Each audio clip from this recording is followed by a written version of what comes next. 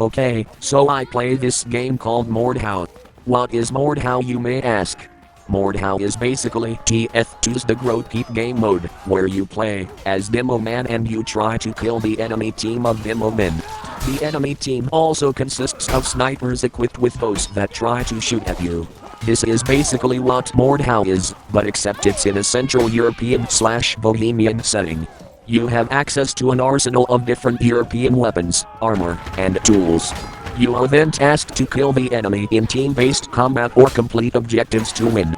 There is also several cosmetics you can buy with DLC or obtain with in-game coins, a dwarf perk that makes your character a dwarf, shield surfing, and medieval roleplay. But enough of that. I wanna talk about Mordhau and its obscure MMORPG server I found when scrolling down the server list.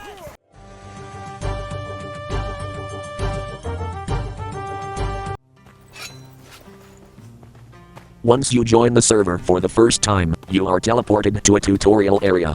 The cool thing about the tutorial area is that it is embedded into the world, but it is tucked into the bottom left corner of the map. Not too interesting. You are also given a pickaxe, axe, and sickle for farming and a simple dagger for self-defense. I prefer to use the axe. More on that later. The server comes with basic MMORPG elements like the ability to trade and sell items, craft items at specific workbenches, spells that I cannot bind to my keyboard and use properly, resources to farm, and chests to loot that respawn every 60 minutes.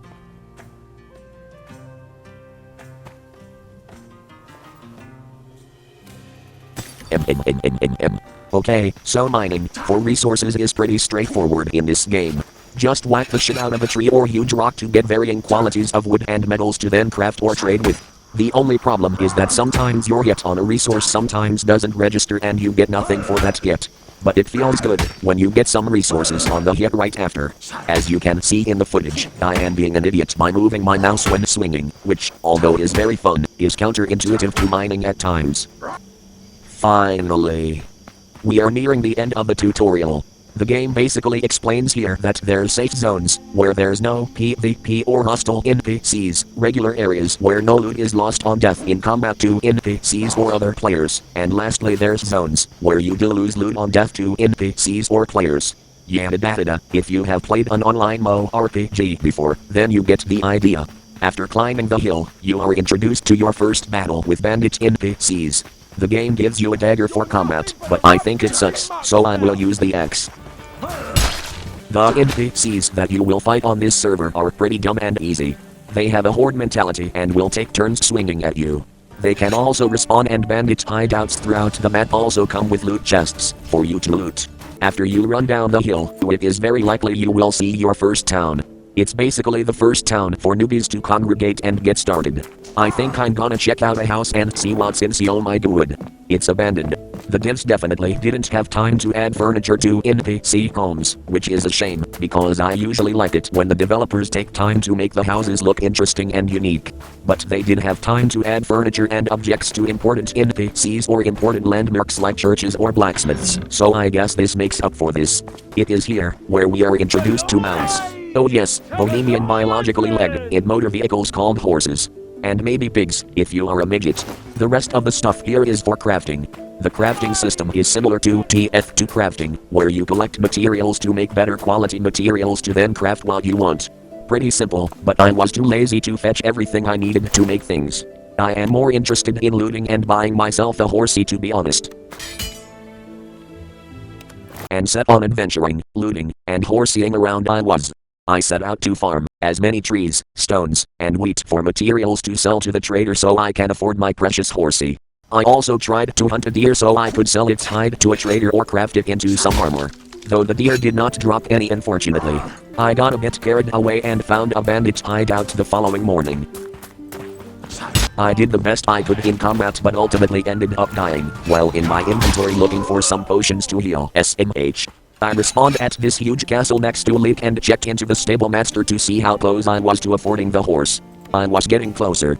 Before continuing, I decided to see what the castle and its surrounding architecture had to offer. It all looked so great and European. Charles IV would be proud. Okay, enough with glazing on European stuff. I have to get back to adventuring and collecting materials for my horsey. But what's this? It's a huge ass horde of NPCs. Crap. There's a lot of them and some even have custom names. There's also a huge one. Skip to the timestamp if you don't wanna watch me struggle. Holy shit.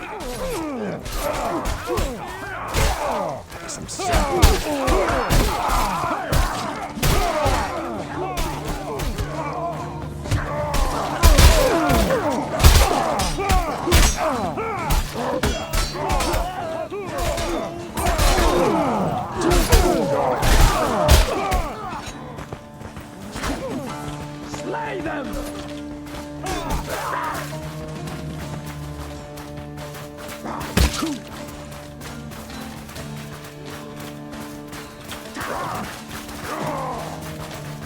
Give them no quarter! You make me sick! You're doing fine, really.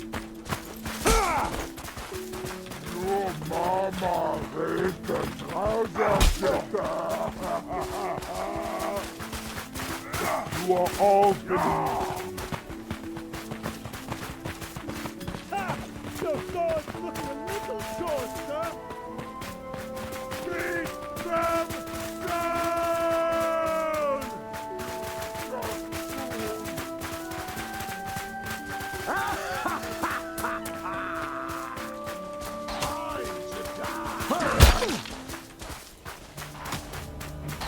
Slay them all!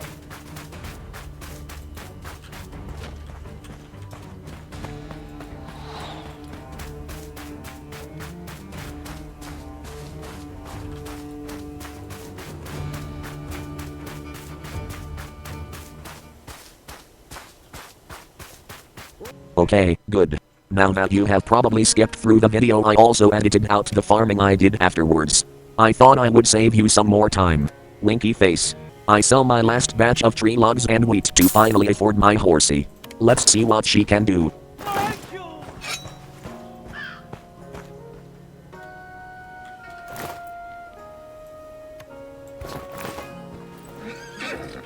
OMG, she's beautiful. Traversing through the plains is definitely not going to be a pain in the ass now. Well, onwards we shall go to travel this land without proper equipment. After riding her around for a while, I find a small structure inhabited by a deep-voiced troll. Thankfully the AI is dumb, so I can just juke this guy and take his loot spots without him knowing.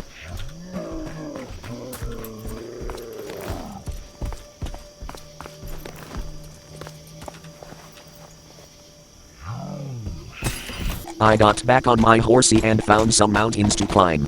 Horses in this game are basically mountain climbing experts. They can climb the steepest slopes and curves imaginable.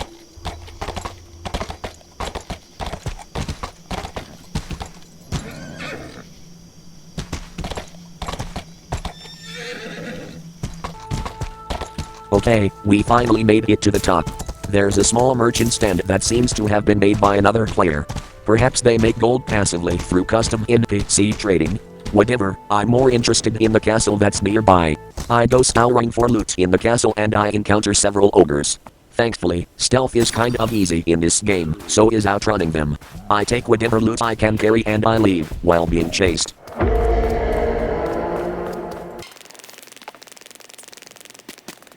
While riding my horse downhill and across some other hills, I encounter a new type of biome. The desert biome.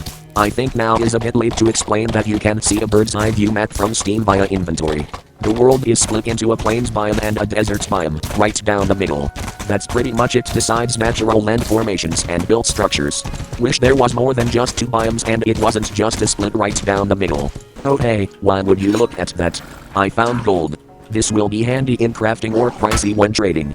This last piece of footage here is me attempting to raid a desert bandit camp and having to run after I get hurt. My short time on the Mordhau MMORPG server was fun. Even if it feels bare bones and there's only like 2 people on at a time, I still had fun exploring the landscape. It's clear that this server is more of a fun proof of concept rather than something that will get finished or improved on. I'll give this a generous 7/10. It just needs to be touched up, given side quests, quirky characters, and influx of players. I was planning on talking in this video but I didn't make a script, so I decided to kill 2 birds and make a script with audio via TTS generator. More videos coming soon. Next one's coming up should be another FTL video and a card game video.